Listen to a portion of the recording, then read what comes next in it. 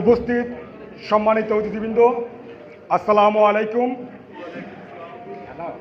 আজকের সবার প্রধান অতিথি জনাব শহীদুল ইসলাম টিটু ভাই, রাজপথের নির্যাতিত এবং ফ্যাসিস্ট হাসিনা সরকারের নির্যাতিত একজন বিএনপির কর্মী।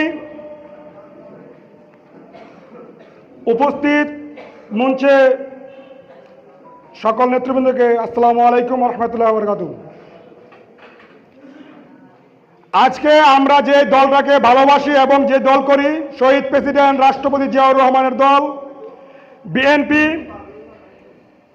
বিএনপির নেত্রী বেগম খালেদা জিয়া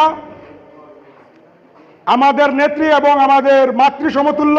আমার নেত্রী আমার মা বেগম খালেদা জিয়া, যাকে ফ্যাসিস্ট হাসিনা তার প্রত্যেক স্বামীর ভিটা থেকে তাড়িয়ে দিয়েছে, বের করেছে, কিন্তু বাংলার জনগণ এবং নেতাকর্মীদের তার সন্তানের মতো ভালোবাসা থেকে সে দেশ ত্যাগ করেনি এবং মৃত্যুকে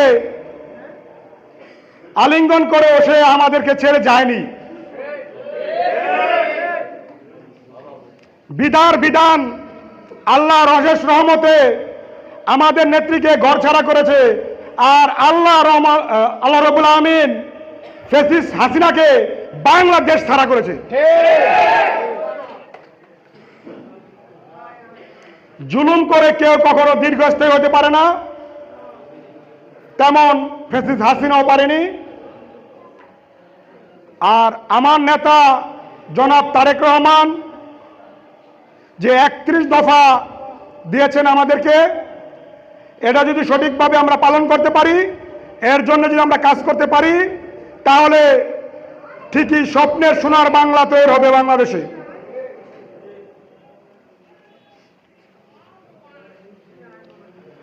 আওয়ামী লীগের লক্ষ্য ছিল জোর জুলুম করে সবকিছু দাবিয়ে রাখা, কিন্তু পারেনি।